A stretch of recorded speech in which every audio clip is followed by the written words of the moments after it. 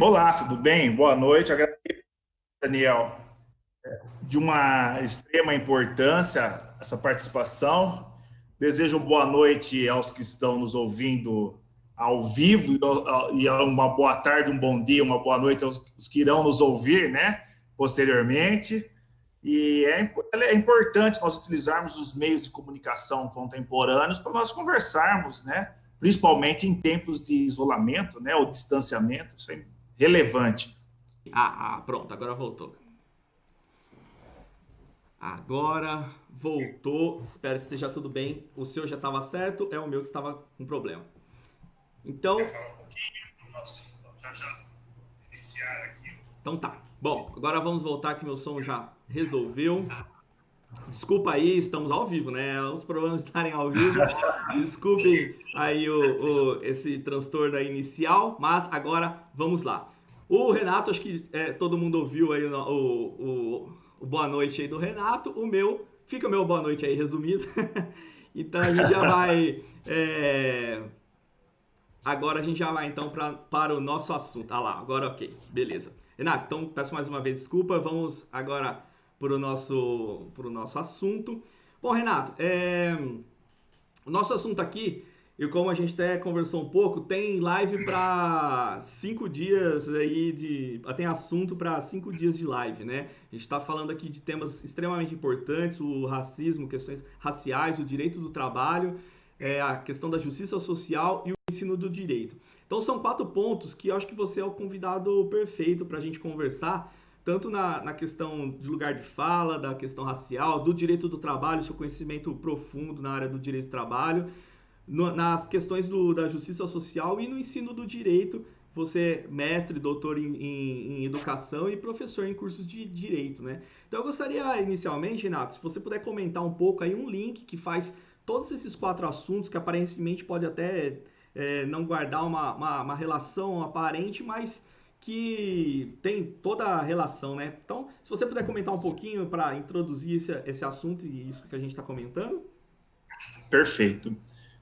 Bom, o direito, quando a gente fala em direito, né, nós temos que pensar na formação jurídica. Quando eu falo em instituição jurídica, judiciário, advocacia, Ministério Público e gestão de RH, ou outras atuações que trabalham com o direito, com essa técnica que nós temos, nós passamos pela formação jurídica. E a formação jurídica, querendo ou não, ela é recheada pela ideologia, né?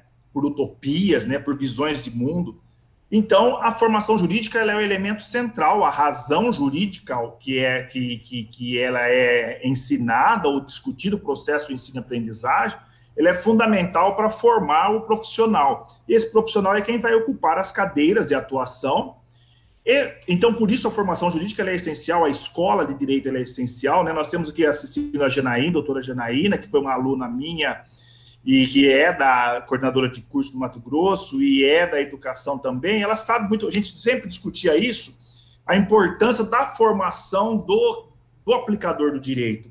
Aí, quando eu falo na formação do aplicador, eu estou falando também na visão de mundo que ele vai ter para poder equilibrar a sociedade, para buscar a efetivação de uma justiça social. Senão, eu posso ter uma aplicação à técnica jurídica fria, que vai utilizar no sistema da abstração da norma e não vai efetivar justiça no caso concreto.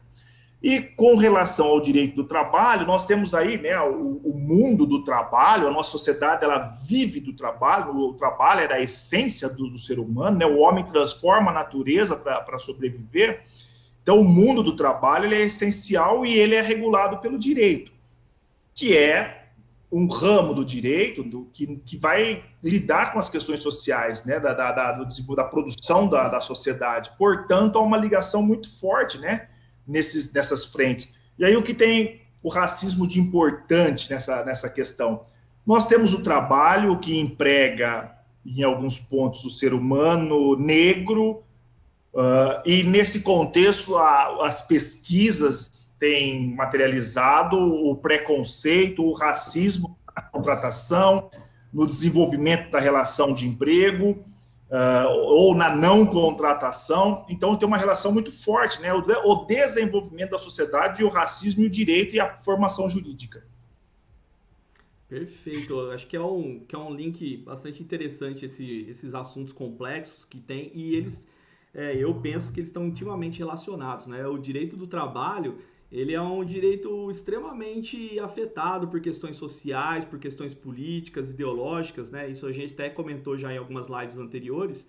Então, de todos, eu acho que é um dos direitos mais sensíveis a questões sociais.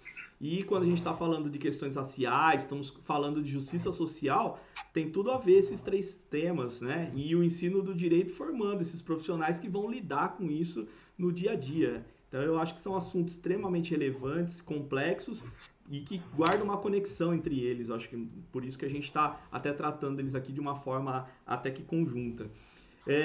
Já vou trazer aqui, no começo, não sei como estava meu microfone, reforçar aqui a apresentação do nosso convidado, o Renato Barros, advogado e foi presidente aqui da OAB de São Carlos na gestão de 2016-2018, doutor e mestre pela UFSCar em educação e professor do curso de Direito da Unicep. O pessoal já está comentando aqui, parabéns pela live, um tema muito necessário. Então, agradeço bastante a participação de todos aqui que estão com a gente. Renato, você comentou dos profissionais, a formação deles e os profissionais quando eles vão atuar. E eu queria trazer aqui, essa semana, tivemos aí a notícia, uma sentença de uma juíza no Paraná, e ela, estou até com a sentença aqui, é, e ela coloca na decisão condenando uma pessoa a 14 anos de prisão por organização criminosa e furtos, e ela me coloca isso daqui na sentença dela. Ela coloca que. Deixa eu pegar aqui só para usar o termo, não sei se vocês ficaram sabendo disso, mas pasmem, ela colocou assim, ela relatou que o homem, seguramente integrante do grupo criminoso, em razão da sua raça. Ela colocou isso na sentença e escancarando aí uma ideia preconcebida dela em relação a esse assunto. E ela passou por uma aula de direito aí, né? Que aula que ela faltou, Renato? Que momento do curso, que parte do curso que ela não entendeu para agir dessa forma profissionalmente? Eu brincaria dizendo que, e sério também, que ela faltou das aulas de filosofia, sociologia, história.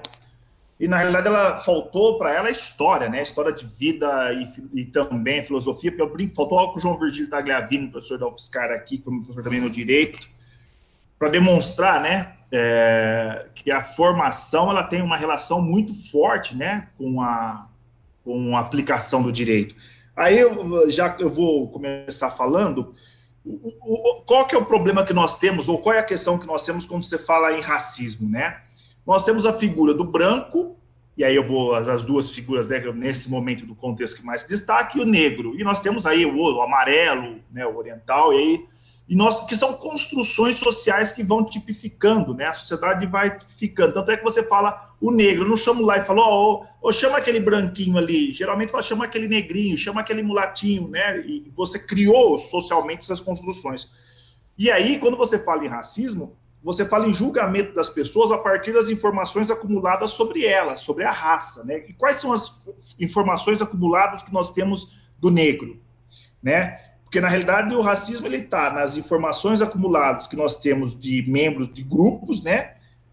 A partir de generalizações que são feitas, que vão analisar os estereótipos das pessoas, né? Nas dimensões descritivas, características dos membros de determinado grupo, nas prescritivas, os lugares, as funções em que essas pessoas devem ocupar e até política, o espaço em que ela atua.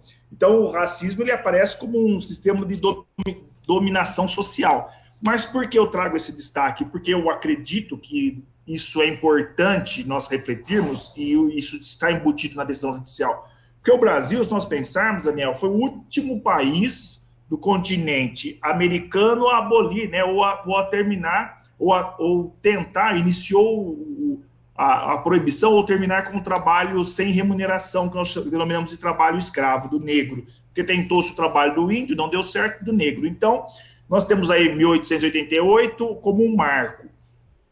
Então, se nós temos um modelo de produção, de sociedade, onde o negro vinha para o trabalho forçado, numa condição de não sujeito de direito, ele era tido como coisa, onde ele não tinha direitos. Então, criou-se a imagem, aí no psicológico, individual e aí coletivo também, que vai para o social, daquele negro, daquela pessoa, como um ser inferior, ou uma coisa que nem tratava como ser inferior. Então, isso foi embutido, e essa visão, essa formação, ela é passada pelo tempo, né? Pela visão, pelo sentimento, pelo sentido, o interior daquela pessoa vai tendo isso como esse modelo de pessoa, de ser humano, como um ser inferior.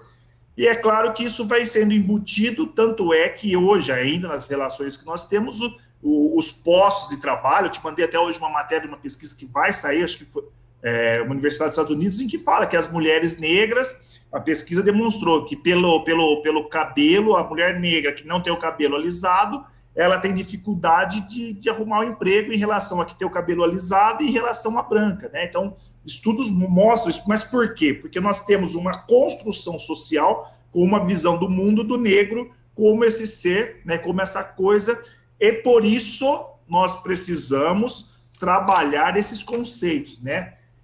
Trabalhar essa questão dessa construção social, né, que é negativa e está presente nas nossas relações. Por isso que a sentença ela vem, né? Ela vem dessa formação, ela vem com essa visão de mundo negativa. Exatamente. É o reflexo, é o resultado do que é, o contexto histórico nos trouxe até o momento, né? Então, Renato, eu tava pensando esses dias, né? E assim, e reflexões. E aqui é o convidado é você, eu quero que você ouvir bastante você, mas eu preciso contar, assim, nesse contexto, rapidamente, é uma passagem comigo na faculdade, né? Em 2008, quando eu entrei na faculdade, logo nas primeiras aulas, ali, nos primeiros anos, tem a parte do direito constitucional e teve uma prova que falava de equidade, né, Renato? E aí, Uhum. de cara, houve uma pergunta em relação ao princípio da equidade e as questões de cotas e aí, bom, falou em equidade, eu já saquei direto o pensamento de Aristóteles, né, de tratar os iguais com igualdade e os desiguais com desigualdade na medida em que são desiguais. E aí, o raciocínio que eu tive naquele momento, né, a gente tá falando isso há mais de 10 anos, foi de que o negro e o branco têm a mesma condição intelectual de passar na prova, né? Então, eles têm Uhum. uma igualdade ali entre questões intelectuais, para capacidades de ir bem numa prova, e então não havia diferença que justificasse dar cota para negros. Coloquei isso na prova, Renato. E aí, para a minha surpresa, quando o professor distribuiu as provas e devolveu, ele destacou, falou, olha, aqui agora eu vou entregar a prova do Daniel, ele tirou 10, parabéns, ele desenvolveu muito bem o raciocínio dele, tudo. Falei, nossa, eu fiquei, né, elogiado, né, de eu ter tido aquele resultado, e para mim aquele pensamento estava certo na linha de pensamento, né, e nesse momento a prova com 10 me incentivou até a manter esse pensamento. Mas, aí, como eu era ignorante, né, nesse momento, e ignorante em vários sentidos da palavra, de ignorar fatos mesmo, né? Porque simplesmente eu não levei em consideração questões históricas, todo esse contexto que trouxe, né, até esse momento da nossa sociedade. E eu estou dizendo isso porque a gente está falando do ensino do direito, isso aconteceu comigo na faculdade de Direito. A vida me ensinou depois, eu tive a oportunidade de, quando saí da faculdade, na minha vida, conseguir ter contato com informações que me fizeram mudar totalmente de opinião. Ainda bem que a gente está sempre em transformação, né? E ainda para gravar a minha ignorância, na época eu era até aluno cotista do ProUni, eu tinha ainda metade. Então, olha a completa ignorância minha do raciocínio lá e que a vida depois me deu elementos, né? Então, eu estou comentando isso, trazendo ao debate, porque tem questões raciais e tem questão do ensino do direito, né? Como a faculdade está preparando os alunos, né? Perfeito. E uma questão interessante, quando a gente pensa nos indivíduos, né, no indivíduo, no aluno, no cidadão negro. Eu digo, dou aula quase há 20 anos e eu tenho na sala de aula poucos negros. Eu falo, se eu dei aula para 20 negros em 20 anos de curso de direito, é muito, devo estar exagerando. E é claro que nós temos no Brasil 54% da população é constituída de negros, né? Pretos e pardos.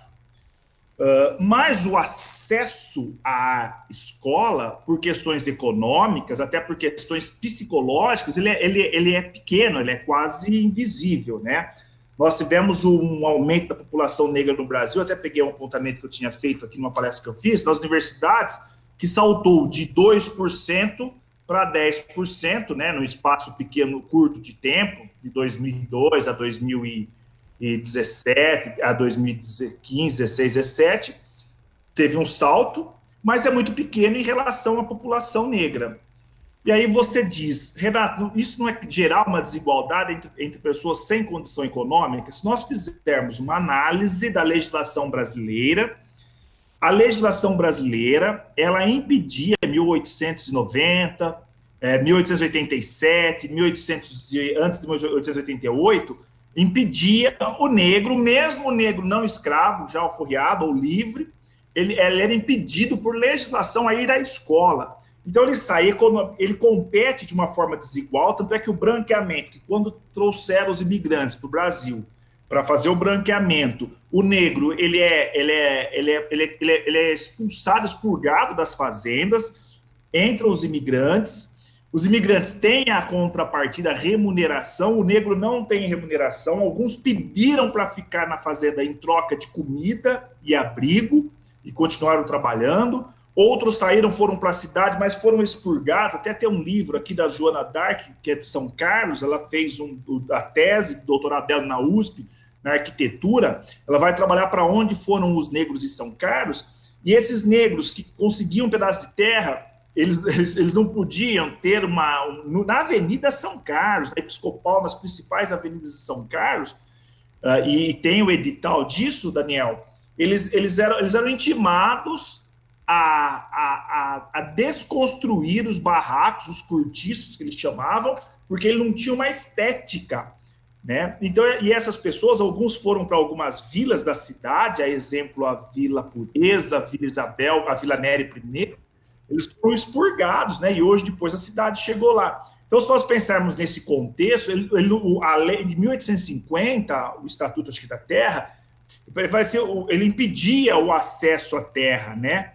Ele não tinha nenhum direito, trabalho forçado, sem direito à terra, sem direito à indenização, após um pesado período de tempo que psicologicamente, socialmente, o negro foi colocado em um grau de inferioridade pelas condições subhumanas, então, o estilo físico, o seu desenho, era tido como um desenho de uma raça, vou assim chamar, inferior. Então, é claro que essas políticas de compensação, ela é necessária, né? Ela é necessária. E aí nós temos pesquisas que um aluno negro, um profissional negro e um profissional branco, na busca de vagas de emprego, por exemplo, 2 advogados, um negro e um branco, em grandes escritórios vão contratar o advogado branco. Então, tem estudos nesse sentido. Então, por isso é necessário organizações sociais para buscar uma compensação nesse sentido, como nós precisamos de movimentos para compensar a desigualdade que as mulheres são submetidas, né? Então, nós temos políticas de compensação. Perfeito. É disso que eu estou dizendo, assim, que se eu tivesse essa conversa, tivesse tido esse acesso antes de fazer essa prova lá em 2000 e pouco, com certeza eu não teria escrito essa besteira que hoje eu vejo que eu escrevi na prova, né? Então, assim, como a gente ignora fatos para formar opiniões, né? E a gente evolui, né, Daniel? Exato. Evolui, a gente. Felizmente a Né? gente evolui, a gente está em constante mudança, mas o que eu estou dizendo é que às vezes um debate sobre cotas é travado na sociedade sem levar em consideração esses aspectos que você está colocando aqui, inclusive é muito interessante você trazer em relação à nossa própria cidade, né? Então a gente acaba de fato formando essas opiniões com coisas que a gente não sabe do que com coisas que a gente sabe, né? Em relação ao assunto. Renato, como a gente tem no nosso tema a questão da justiça social, né? E eu até gravei um vídeo do canal aí do Dia do Advogado, aliás, parabéns para nós, estamos na semana aí do advogado, né? Nesse vídeo eu retomei um pouco aquele compromisso que nós assumimos enquanto advogados, né, no exercício da profissão. E tá lá um compromisso expressamente colocado com a justiça social, né? Então, assim, Renato, qual que tá o nosso papel nessa discussão? Como a gente está contribuindo com isso? Como a gente pode melhor contribuir com isso? E aí, passando também novamente ao ensino do direito, formando esses profissionais. Que pé que a gente está nisso? Tá, perfeito. Então, a razão jurídica que nós precisamos hoje como base é a racionalidade que o Kant traz muito, muito forte, isso, né? A metafísica dos costumes. Essa razão, depois o Kelsen estrutura muito bem, a razão jurídica, ela materializa, né, uma neutralidade da norma, ela apresenta a norma geral e abstrata para todos, onde ela é constituída. É importante que nós temos, como nós temos quem não é do direito, quem elabora a norma jurídica? A sociedade, porque existia um pacto social em que nós, negros, não participamos no passado, porque nem tinha direito a voto. Criou-se um pacto de um desenvolvimento de uma sociedade, criou-se um sistema normativo, né, em que ele é aplicado como regra, norma geral e abstrata, ou seja, norma geral e abstrata para atender determinados interesses. De repente, eu consigo atender o interesse prata, que é o predominante que fez a norma, e não atendo o azul, que não participou da construção da norma, porque ele não tinha força política, organização nesse sentido. Pois bem, então, essa questão da igualdade que nós temos, né, da igualdade, essa igualdade formal, nós não podemos ter como pressuposto de aplicação do direito essa igualdade que ela é aplicada. O caso concreto ou a aplicação da norma, nós temos que ter um sistema de interpretação do direito que leve em conta as realidades, as múltiplas, né, realidades das contradições da vida.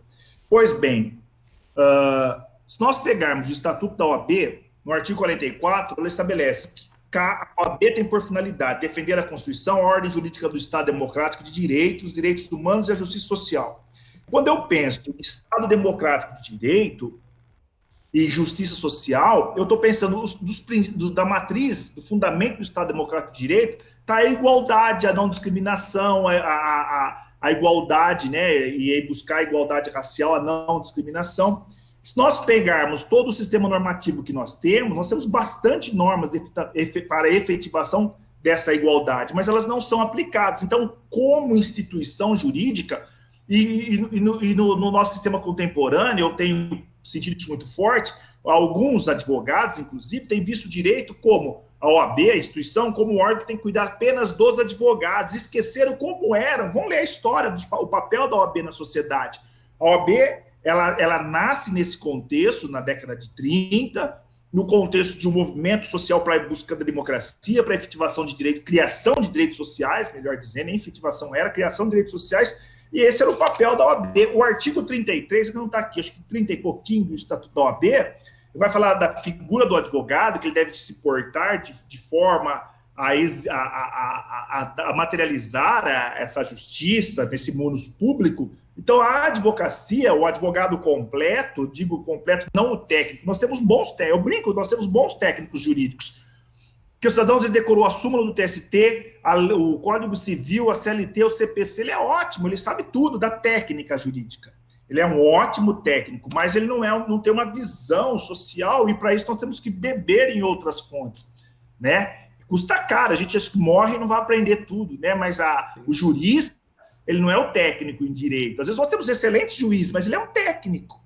Como é um bom técnico, um eletricista, como é um bom técnico, um plantador de cana, que ele conhece a técnica, às vezes muito melhor do que o formado em direito, como é um bom técnico, o menino que trabalha limpando vidro, ele conhece uma técnica, e nós conhecemos uma técnica, só que a formação jurídica tem que ir além, e isso custa caro, isso custa leitura, isso custa reflexão, isso custa tomar pancada e ver que a gente está errado, e críticas, e é o tempo que vai formando, né? Então, penso que, e aí, enquanto instituição, a instituição tem que tomar pancada e aprender a tomar pancada. Um líder, né, eu digo assim, Um gestor tem que aprender a ouvir todas as vozes, né?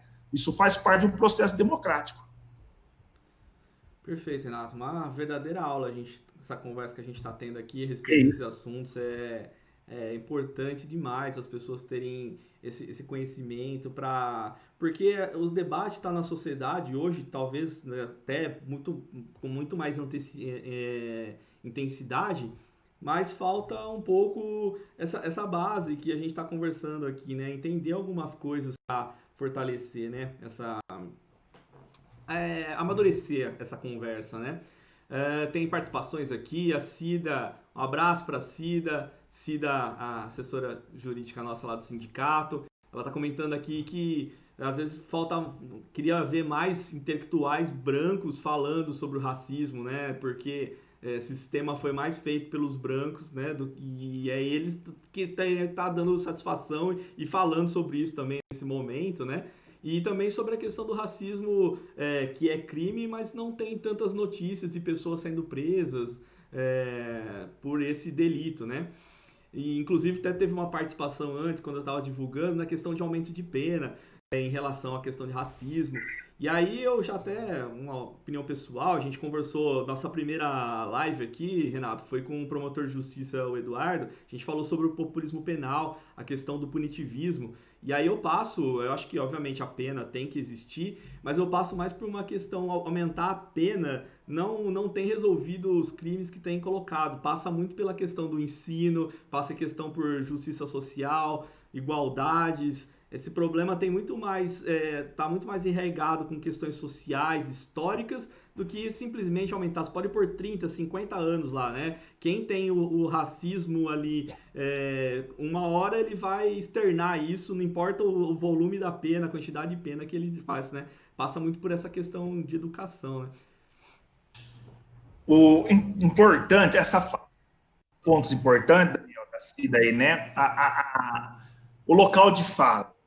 É claro que o local de fala, a minha subjetividade me permite a falar da forma, de como o meu subjetivo, o meu eu, ele passou e enxerga a questão do racismo. Mas ontem nós fizemos um debate pela Associação dos Advogados Trabalhistas de São Paulo e nós tínhamos dois. Excelente. Já preciso te parabenizar pelo excelente debate que foi. Eu pude acompanhar uma boa parte, sensacional. Quem quiser, tá no Facebook, na página da Associação dos Advogados Trabalhistas, né? Foi sensacional o debate. Desculpa ter te interrompido, mas eu precisava dar essa mensagem. E fizeram uma crítica, porque dois participantes eram brancos, né? A doutora Sara e o doutor Horácio. E essa questão a gente não pode ficar girando em volta do toco, né? E nós temos que trazer mais negros para o debate e os brancos para o debate. O doutor, até o Horácio falou, eu não tenho um local de fala adequado, eu posso ler bastante, mas eu nunca sofri um preconceito, um racismo, um preconceito, uma injúria racial ou um ato de racismo. Foi porque eu sou privilegiado e pontuou o porquê. Então, mas é interessante nós termos as pessoas envolvidas nessas temáticas, porque não adianta eu ficar falando dentro de casa, né? Eu tenho que ir além dos muros, né? Então, esse é um ponto que eu concordo, que nós temos que envolver toda a sociedade, isso é fundamental. Uma outra questão, quando eu falo do delito, né, eu não sou advogado criminalista, lamento, assim, não conhecer tanto o direito penal, mas o racismo e a injúria racial, existe uma crítica muito grande, porque quando há um ato de racismo, uma injúria racial no ambiente de trabalho, ou no restaurante, ou em qualquer outro local, é muito difícil você materializar. Às vezes a produção da prova testemunhal é difícil levar elementos que materializam isso. E às vezes também, isso eu já ouvi bastante advogados criminalistas, o doutor Edio, que é um doutor em direito penal, um especialista na área, e ele fala a dificuldade que tem, e ele é especialista na questão racial, a dificuldade que tem para materializar isso, né, para a produção da prova. E o juiz, ele interpreta, às vezes, não como uma injúria racial ou não como um ato de racismo. Então, é relativizado, né? Porque pela formação, pela visão de mundo.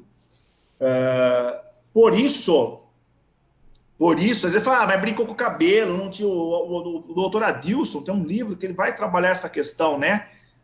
Das brincadeiras, dos gracejos, do humor, né? E aí ele foi pegar decisões judiciais que falam, mas não tinha intenção, não teve. no dolo e acaba não tendo a punição. Isso é um fato. Tanto nas questões do ambiente de trabalho, como nas questões fora do ambiente de trabalho, a produção da prova ela é muito difícil.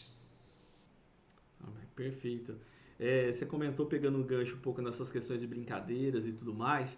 Eu também estava refletindo ultimamente e percebi o tanto que todo mundo, em alguma medida, é racista, né? Ainda é racista. E porque a sociedade que a gente vive vai colocando algumas ideias por meio de uma brincadeira ou até algumas coisas que seja imperceptível, que está até subliminar, que está entrando na nossa mente, que nos tornam e nos fazem racistas, né? Eu acho que o ponto é desconstruir isso, né? A gente desaprender coisas que a sociedade foi, entre aspas, ensinando a gente, né? A ser racista, a ter ideias racistas, né? E a gente, na verdade, reconhecer isso e começar a desconstruir isso diariamente, assim, né? A gente começar. Eu acho que todo mundo, em alguma medida, é racista. Eu me incluo nisso. E a gente tem que ir desconstruindo, desaprendendo isso diariamente, porque a sociedade conseguiu ir colocando isso na nossa mente de alguma forma, né? E eu acho que passa bastante pela questão do ensino, né? Ensino, como a gente se coloca na sociedade e os momentos que a gente está vivendo agora, né? É muito importante. A LDB foi alterada pela Lei 10.639 de 2003, para conteúdos programáticos, né, que incluem estudos da história da África e dos africanos, a luta dos negros do Brasil, a cultura negra brasileira e o negro na formação da sociedade nacional, né, para ver a contribuição do povo negro nas áreas social, econômica, política na história. É esse o conteúdo, é esse o texto da lei. Só que tem duas questões, Daniel, interessante. Quem é o professor que vai trabalhar esses conteúdos? Primeira questão. É um historiador, efetivamente, né? Quem vai formar esse professor? E isso acontece, eu até discutia com a minha filha, com a Renatinha. Eu tenho um amigo, o Ney Galdino, um grande amigo, irmão desde pequeno, que é negro também, um engenheiro de produção. A gente sempre conversa essas questões que perturbam, né? Quem vai trabalhar essas questões? Quem trabalha isso, né? E nós precisamos, na escola, em casa, dentro de casa, falar com a minha filha dentro de casa, né? Porque você criou uma imagem, uma figura do negro como um ser inferior, vou usar essa expressão, é pesada, mas é o que acontece, e fica essa imagem. E aí, como eu trabalho isso? Porque vamos supor, vamos fazer uma coisa, vamos supor, ó, eu, negro, o Antônio japonês, o João alto, a Maria magra, o outro ser humano, ponto. Acabou.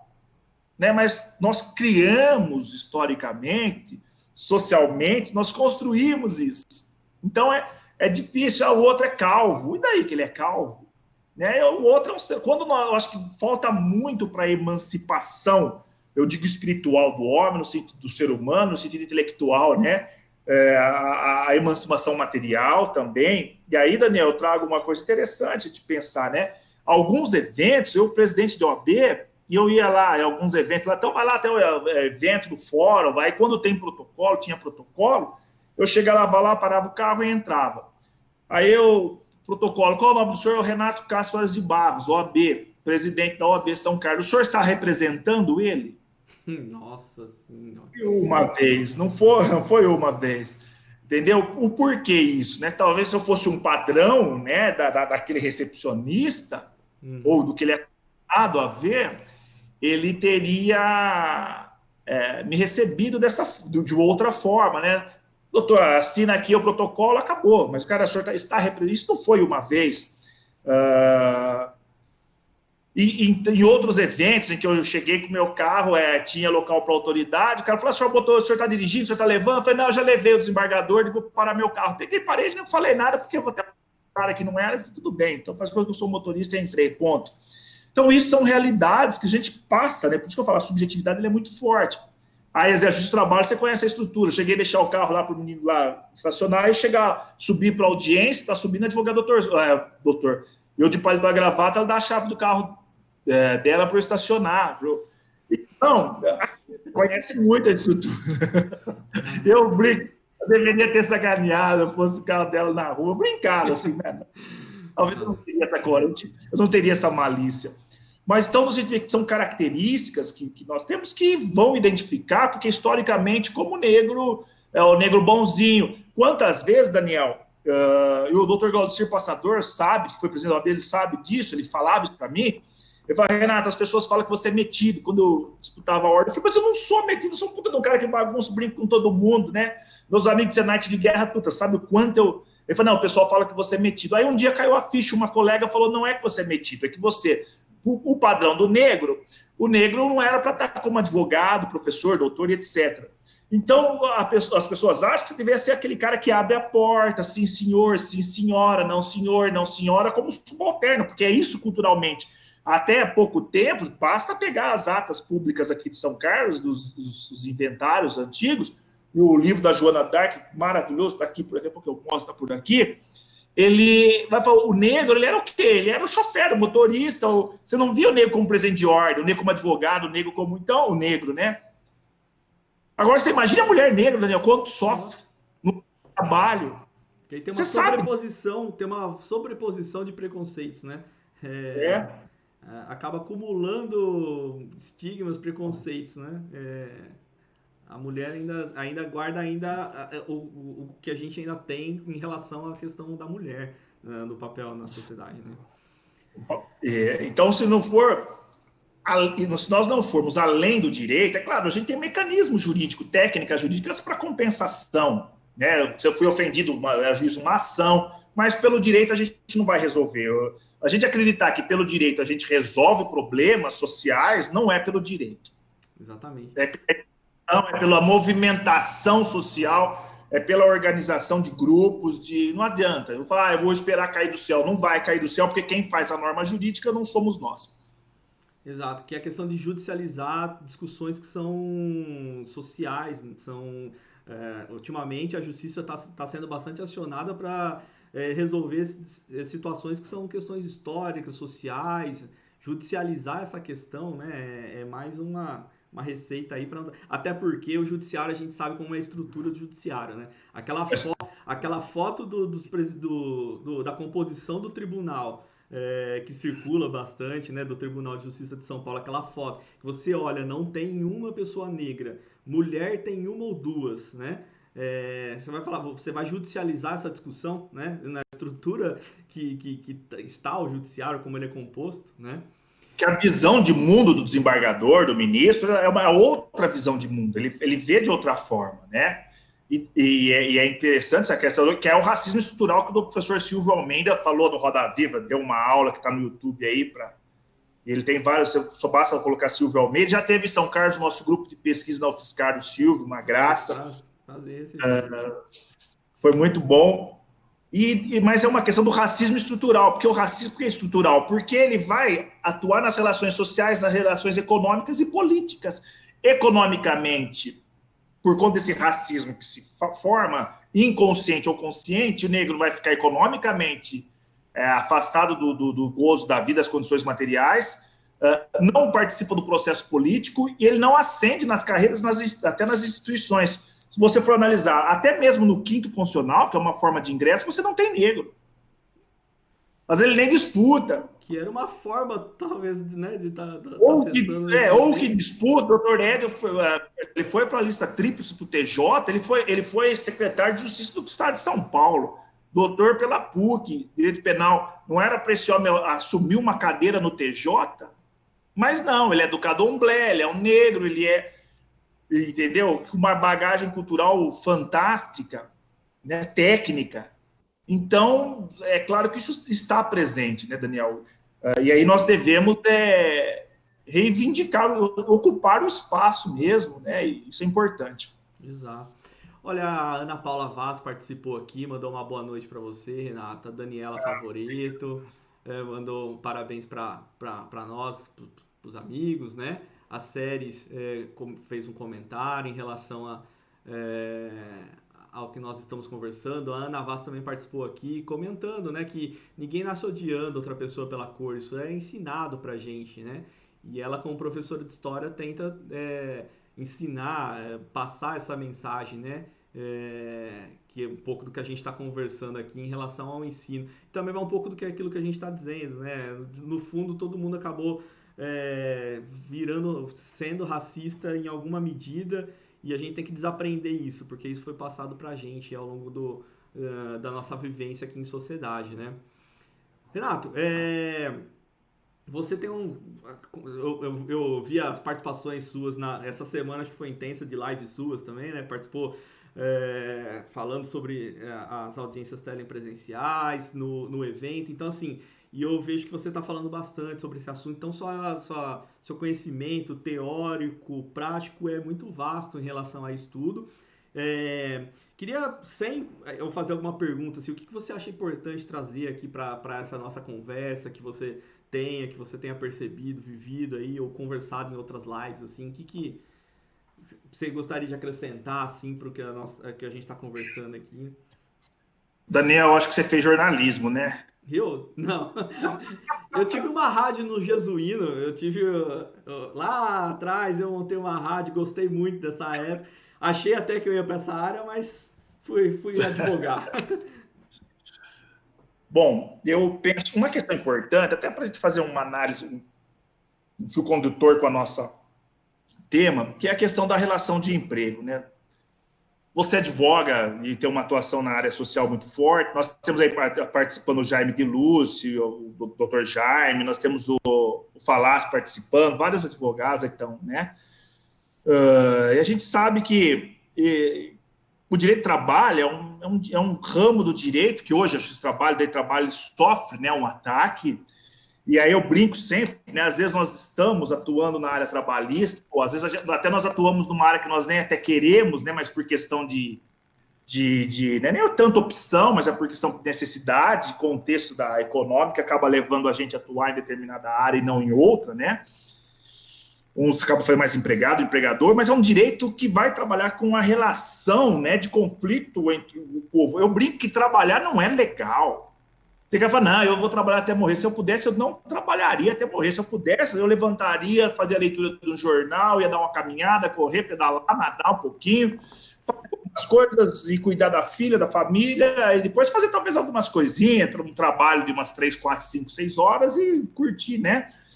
O prazer da vida, né? Isso é uma emancipação, né? Você trabalha umas 6 horas, legal, bem trabalhado, depois o restante é você se cuidar intelectualmente, ouvir um som, ouvir um solo de guitarra e etc. Mas nós não podemos, nós temos que trabalhar. E o trabalho é a forma de desenvolvimento da sociedade, infelizmente, né? Do coletivo. Quando eu não valorizo o trabalho, alguns falam assim, quando você vem falar em justiça social, em valorização do trabalho, isso é coisa de comunista. Eu fico pensando, em sala de aula, eu falo para os amor de Deus, me fala isso, né? É coisa de socialista. O sistema depende do trabalho, né? Independentemente do modelo de sociedade, você depende do trabalho, é claro. Na plataforma liberal, você não tem o Estado, mas a plataforma liberal, ela quer o Estado. Quando aperta o salto, ela quer o Estado. A gente gosta de discutir esse assunto. Uma plataforma social, onde o Estado tem uma intervenção maior, uma plataforma comum, onde tudo é de todos. Então, mas independente da plataforma, nós precisamos do trabalho, né? O óculos, a camisa, é a transformação da sociedade, né? A própria cultura da trabalhar a terra. E o direito do trabalho, ele é um direito de trabalho onde o trabalho, historicamente, manual, foi deixado para o negro, né? E o trabalho contemporâneo que nós temos, onde você tem pessoas brancas ocupando algumas funções já mais simples, é num passado muito próximo dos últimos, né? Não que outros não trabalharam na lavoura, mas o negro trabalhou, mas sem a remuneração, numa outra condição, né? E o trabalho ele é visto muito negativamente. E quem produz, a gente sabe, é o trabalhador, né? O dono, de repente, da coisa, ele faz a gestão, né? Mas a produção, a gente sabe disso, né? Então, aí o racismo, o preconceito no trabalho, com referência à mulher, com referência ao negro, e até mesmo com outras, com o asiático, né? E nós temos isso muito forte, porque o trabalho, o que é uma relação de trabalho? Eu faço um trabalho autônomo, e tudo bem, não sou empregado, eu sou empregado, é a pessoalidade, é o Renato do trabalhar, é todo dia o que não é eventual, ele recebe por isso, ele depende do trabalho, ele é subordinado juridicamente, toda a estrutura não é dele, é do outro. e aí ele fica exposto a esses atos. E nós temos atos de racismo no direito do trabalho, na relação de emprego, muito forte, e muitas vezes a pessoa não consegue materializar, ela não consegue provar. Então, eu acho que esse ponto nós devemos pensar, né? O cidadão que trabalha no departamento pessoal, e aí eu falo, Daniel, às vezes o cidadão é um autoempregado, ele acha que ele não sofre um assédio, ele sofre, às vezes, muito mais que um outro empregado, né? Que depende menos. O empregado ganha R$1.000, se perder o emprego, ele vende água no sinaleiro, pode ganhar mais, mas o empregado ganha 5, 7, 8, ele se curva mais. Esse ganha 5, 7, 8, 9, que se perder o emprego de 12, 13 mil, vai ter que parar de pagar a escola do filho, pôr na escola privada, pagar a aula de inglês para o filho, pagar a Unimed do filho, ou outro plano de saúde. Eu já fiz um merchan para a Unimed. Ou a São Francisco, ou a fazer para todo mundo, né? Então, a preocupação dele de manter o emprego é muito maior. E, às vezes, ele se coloca numa figura que não é a dele, empregador, e ele acaba praticando o ato de assédio moral, né? E dentro do ato de assédio moral, o ato do racismo. Né? Dentro do ato de assédio moral, o ato do racismo. E é difícil o empregado provar isso, né? O ônus, você sabe, a questão de dificuldade que se tem. Então, eu penso que nós pensarmos o direito do trabalho é pensarmos também, né, essa realidade, né? Essa dificuldade, porque é uma igualdade que nós não temos, né? Efetivamente. Perfeito. Acho que por isso que o tema está aqui, racismo e direito do trabalho, e até em algum momento a gente precisaria conversar sobre isso, né? Você é um profundo conhecedor do direito do trabalho, e eu também uma minha paixão de atuação e de estudar o direito do trabalho. E esse tema eu acho que o ponto que chega é porque o direito do trabalho, como conhecemos, surgiu lá na época da Revolução Industrial, né, quando o capitalismo se estruturou da forma como está. E é um direito que justamente ele visa reequilibrar forças que estão desequilibradas, né? É você limitar a exploração de uma parte, que é o capital, em relação ao trabalho que é feita, a força de trabalho vendida pelo ser humano. Então é um direito extremamente relacionado com questões sociais, porque ele reequilibra forças na questão social. E é uma disputa intensa entre capital e trabalho. Aí chega de novo, você é comunista, que você está falando, o que você está vindo com esse papo de comunista aqui? A gente precisamos falar que tem uma parte que explora e uma parte que é explorada, e o direito tenta reequilibrar essa situação. Hoje, eles tentam não colocar, mas, Daniel, mas você está falando de exploração do trabalhador nessa parte. Não, a questão eles estão tentando mudar o nome, né? Estão chamando de colaborador o patrão de CEO e o trabalhador de colaborador. Aí parece que não existe mais essa exploração que tinha na Revolução Industrial. O fato é que a forma de trabalho, obviamente, vem evoluindo e tem umas novas modalidades ultimamente, mas o fato é que a exploração ela se mantém. E tem tudo a ver com relação à questão da questão racial que a gente está conversando no direito do trabalho, porque também é a justiça social que vem para reequilibrar uma tentativa, né, de você reequilibrar essa situação de força, de exploração e explorado. Então, o direito do trabalho, justiça social, questões raciais, tá tudo a ver. Tudo a gente está falando de uma sociedade melhor, mais igualitária, mais justa, reequilíbrio de forças, né? É, então eu acho que é extremamente importante fazer essa relação, né?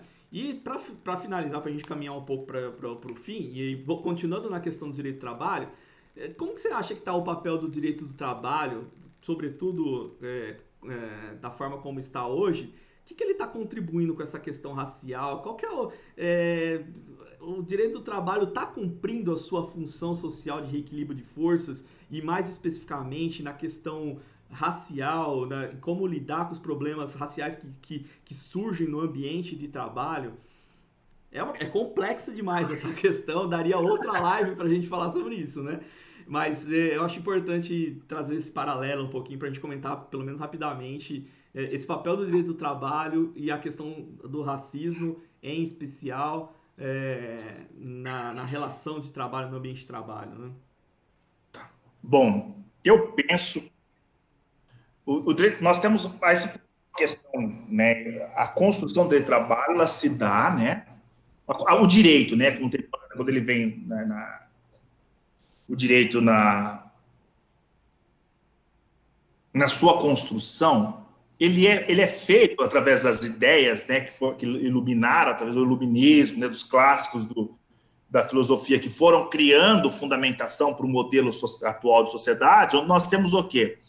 Uma sociedade que não existia o direito como norma jurídica, né? As questões eram resolvidas pelo poder da igreja, pelo senhor feudal, de acordo com os seus costumes, né? De acordo, a igreja era muito forte, as questões da religião e a organização da sociedade, em resistência a esse absolutismo, cria-se, né? E a Revolução Francesa, ela é um marco disso, cria-se o quê? Uma oposição a esse poder, e aí nós estruturamos a figura, e nasce a figura do Estado. Nós teremos um sistema que legisla, um sistema que administra e um sistema que julga. Então, aí nasce a figura do Estado, né, contemporâneo, porque o Estado é recente, 1600, 1700, se a gente pega aí 1700, não tinha Estado, 1800 não tinha, como nós conhecemos, né? Esse é o e a técnica jurídica não tinha o direito. A técnica jurídica é nova. O Código de Napoleão de 1804 a 1799 foi criado,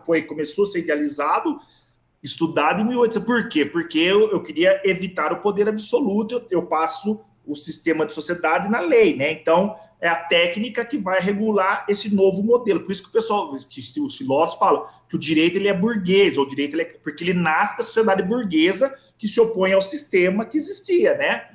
Ou capitalista, porque ele surge no modelo de sociedade de capital, porque antes era outro modelo. De repente, daqui 200, 300 anos, nós tenhamos outro modelo de sociedade. E aí o direito vai se transformar. No Brasil, e eu gosto muito de trazer essa história, no Brasil você não tinha direito de trabalho, por quê? Porque até 1888 o trabalho era forçado, porque eu vou ter norma jurídica regulando uma questão que a sociedade não tem interesse em regular. A partir do momento que você muda o modelo de produção, você muda a técnica, né, de regular a sociedade. E hoje nós temos essas transformações. Até o doutor Rafael Pompeu, ele colocou ali, né, que os altos empregados sofrem, né, muito do assédio moral, e é porque ele depende muito. Eu fico pensando a reposição do alto empregado. Tivemos casos no escritório, cidadão com 25 anos o único emprego, 25 anos, perdeu o emprego e fica totalmente desestabilizado e desesperado, e tinha um ótimo salário, e nunca mais conseguiu se colocar no mercado, porque ninguém contrata um cara com 47 anos de idade, que já é um velho. Na minha idade, eu sou um velho. O mercado não vai ter para ele espaço. Então, nesse contexto, o direito do trabalho, eu penso que ele... E aí, se nós lermos, né, os clássicos do direito do trabalho, fala do direito social, né, da década de 40, 50, a gente tem livro 10 horas lendo, né? Desde você vai pegar aí um monte de clássico. Eles viam que eram contratualistas, porque então não existia o direito de trabalho, que eram civilistas, né, que foram migrar para o direito de trabalho, por isso que já nasceu a figura da justiça social. Eles acabaram dando esse nome, né, organizar a sociedade. Eu penso que o direito, as instituições jurídicas, elas foram formadas, constituídas por um grupo de sociedade, né, que se constituiu. Aquele grupo criou esse modelo que legitimou o trabalho escravo, que legitimou a desigualdade e continua legitimando a desigualdade. Portanto, as instituições jurídicas, elas permitem ou elas legitimam a desigualdade. E o direito do trabalho, nada. Aí eu falo, a justiça do trabalho, a estrutura, ela, como regra, ela legitima essa desigualdade. Porque agora, vamos supor, se você não tem a regra e a sociedade desorganiza, você dá o tombo e muda o modelo de sociedade. É possível. Mas você não pode fazer porque tem o Estado ali te modelando. Você não pode fazer um movimento social de greve maior porque o Estado você é obrigado a voltar a fazer o trabalho escravo, em tese, contra a sua própria vontade, mas tem que trabalhar só dentro de multa. Então, penso que o direito do trabalho, ainda em alguns campos, nós temos pensadores, juízes, juristas que pensam de uma forma evoluída e aplicam uma técnica jurídica, tentam dar uma interpretação conforme a realidade social, mas nós estamos em um período que o legislativo vem tentando a desproteção porque ele não vive a realidade. Então, nós estamos numa fase perigosa. As novas modalidades de trabalho, que não falam nem de emprego de trabalho, porque nós temos uma modalidade de trabalho que não é mais empregado, mas depende hoje, os motoristas, né, de aplicativos, etc., entregadores, eles são trabalhadores e não empregados, mas ali com uma... Então, nós vamos precisar de pensar que modelo, que sociedade nós queremos. Mas para pensar isso, eu preciso de organizações que representem essa sociedade. Porque se eu ficar com um sistema normativo feito por quem não vive essa realidade, você vai ter e aí é o perigo, aí é o caos. Nossa, não, perfeito. Eu acho que a construção do pensamento é exatamente esse. E, assim, para resumir, eu acho que, assim, o direito do trabalho, ele está funcionando, já funciona. Eu acho que talvez até tenha criado, isso é uma crítica, é polêmico e tal. A gente pode até, tem outra live para discutir isso. Mas o fato é que o direito do trabalho é uma válvula de escape do capitalismo, né? Se ela não, se não existisse o direito do trabalho, essa panela de pressão tinha explodido já há muito tempo. Então, na verdade, só existe direito do trabalho numa sociedade capitalista. Em outro Na tipo de minha, sociedade, não. na minha tese, né, eu coloquei Sim. que é a mola, né? É a suspensão. Eu Uhum. falo, a cultura, Uhum. trabalho, TRT, TST, até o STF, ela é a Amortece. suspensão Uhum. do amortecedor. De vez em quando ela aperta, quando não dá mais ela volta. Ela Lá atrás, quando o Estado, que era liberal, decidiu intervir de alguma forma na Revolução Industrial, porque a sociedade estava ebulindo, na verdade o que ela fez foi dar os dedos para não perder a mão, para não perder o braço, né? Porque a coisa ia ficar complexa, né? vão-se os anéis e ficam-se os dedos. Exato. Eu Ô, escrevi Renato, exatamente isso. perfeito. Renato, eu percebi que eu acho que algumas pessoas devem ter participado, mas participaram acho que talvez na sua sala. Então, por isso até que eu nem Isso mandei mesmo. um abraço aqui. Se até se você quiser mandar um abraço para quem está participando, eu queria mandar para a SES, para a Luciana Morilas, foi nossa segunda convidada aqui da nossa Ah, meu temporada. professor. Sensacional. Assistam a live dela, ficou gravado no meu Face e no meu YouTube sobre a interação do direito com outras áreas do direito, foi sensacional. Luci Barraca participou aqui com a gente. O Carlos Freitas, o Carlão, foi nosso terceiro convidado aqui, Grande Carlão, grande Carlão. meu mestre aí, o meu sócio. Minha mãe participando. Mãe, um beijo, mãe. Então, se quiser mandar um abraço para alguém que, tá que participou aí do seu, que eu não estou conseguindo visualizar. Nós temos aqui, ó, o Cássio Vascaíno foi meu aluno, um grande figura, uma figura ímpar.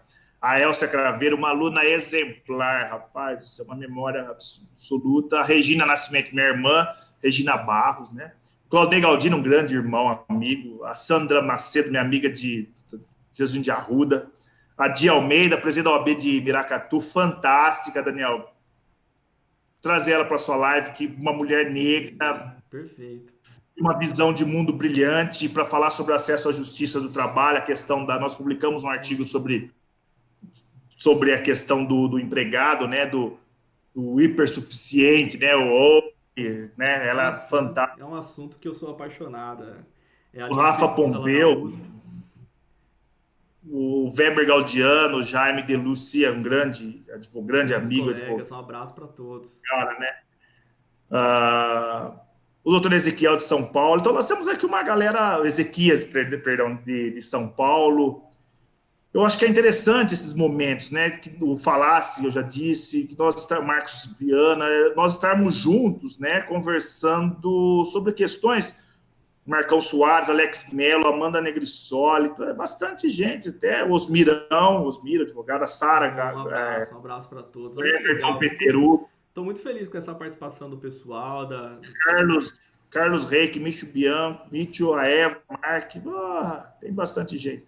Então, o César Seis Dedos, Antônio Sácio Garcia Filho, um amigo, assim, estudioso, né, o Uhum. Sócio, grande figura, o Grande abraço para Guinter, todos. Nossa, eu tô muito Francisco, feliz, inclusive de você Serginho ter. Israel, tem bastante, Um abraço para bastante. todos, um grande abraço para todos.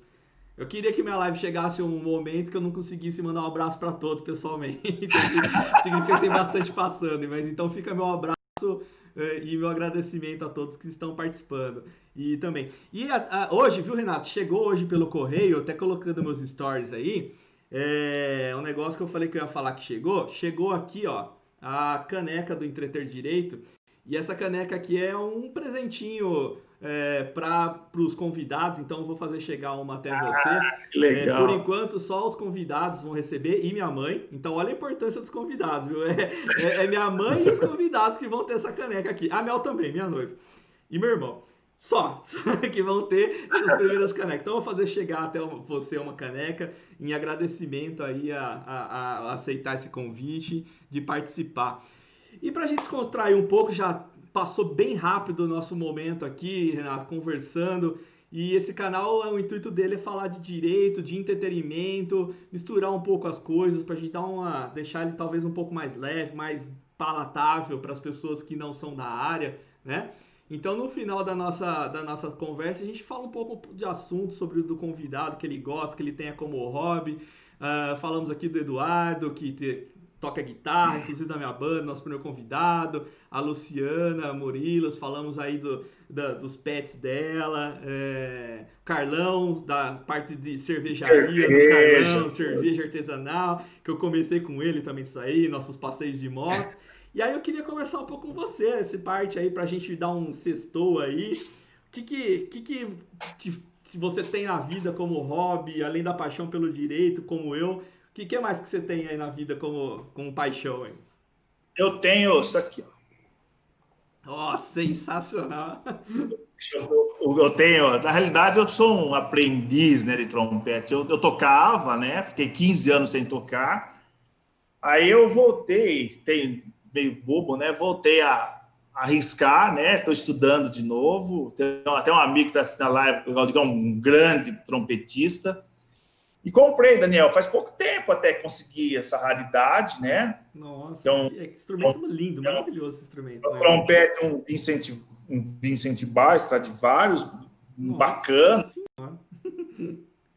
E é o que eu tenho, assim, eu acho que a música, ela educa, né? Quando eu fiz Senai, desde pequeno, outro dia eu tive a oportunidade de falar para o meu professor de Senai. Ele era muito sério, era um amigo, né? A gente teve amizade bastante no período, né? Depois a vida vai separando, e ele muito sério, muito...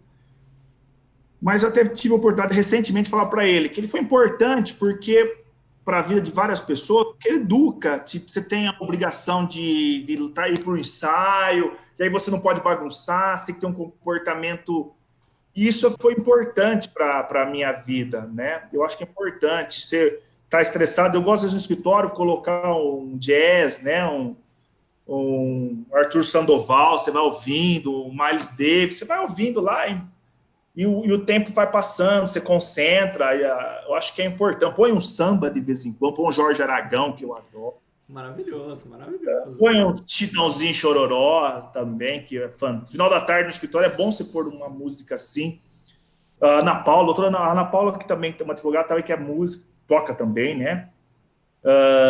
Toda a fé estava assistindo, está assistindo. Então é importante a gente ter a música, a arte, né? Nossa, Melhor fôssemos o direito, né? Se todos fossem, não tivesse conflito, né? Você ia tocar, ia viver de outras coisas, né?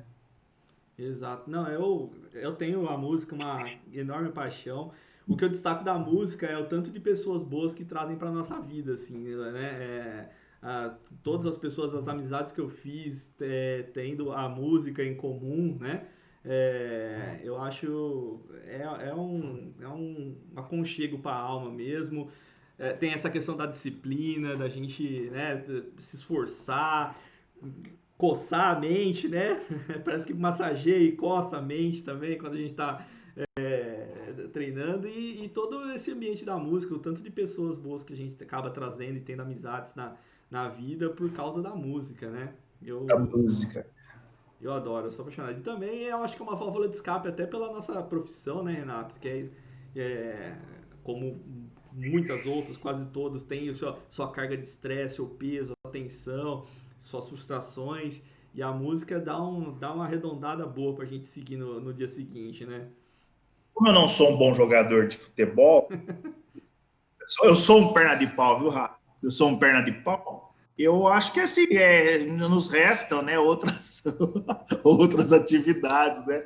E a música é legal, porque eu passo a hora rápido, você fica irritado, porque a hora que você começa a estudar, você fala, pô, já tá na hora, já tá na... E a Jane, minha mulher advogada, ela fala, vamos pro escritório, na hora, eu falo, puta, mas tá na hora, né? Então acaba passando muito rápido, né? Exato, exato.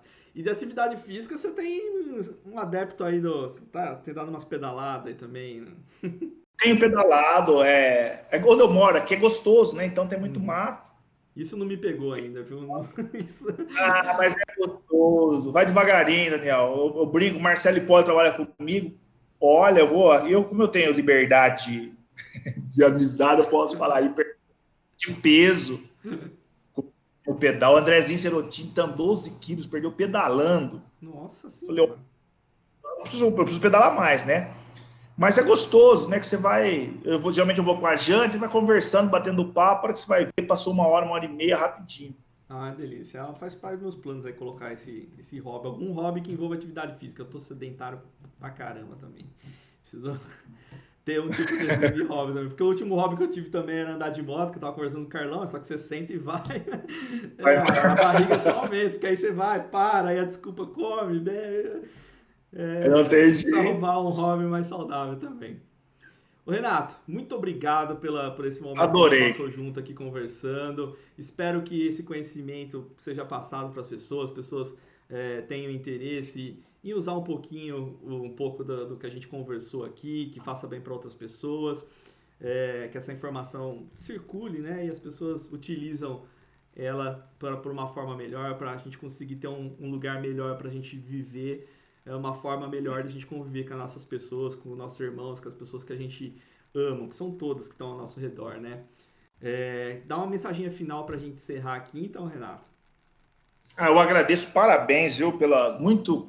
Nem sei quanto tempo a gente ficou, Passou mas muito foi muito rápido, gostoso. tá 1h15 já. É muito gostoso, passou assim, né? Um piscar de olhos. Tem muito conteúdo para conversar, né, Daniel?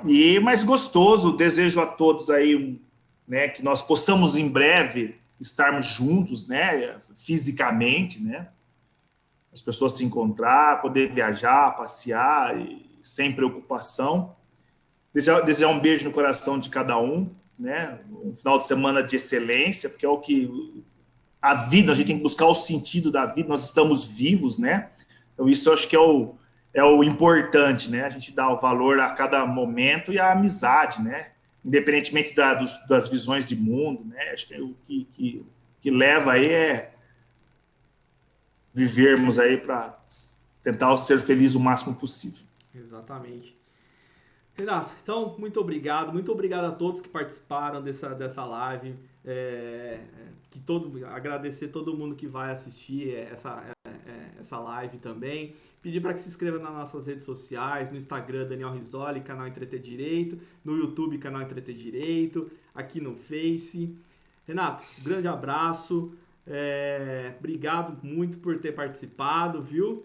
E um abraço a todos e tenha uma boa noite, bom final de semana e sextou pra gente. Grande Boa abraço, noite, Renato. Valeu. pessoal. Um abraço. Até Tchau, tchau. mais.